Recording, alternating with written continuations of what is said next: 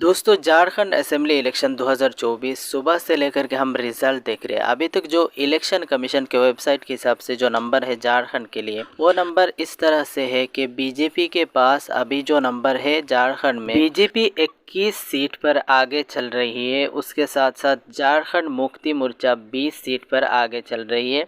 Indian national Congress जो है 10 constituency में आगे चल रही है। राष्ट्रीय जनता दल 5 सीट में आगे चल रही है। Communist party of India 2 seat पर आगे चल रही है। उसके साथ साथ जो टीवी पर जो नंबर दिखाया जा रहा है उसके हिसाब से तो बहुत आगे चीज़ें जा चुकी है।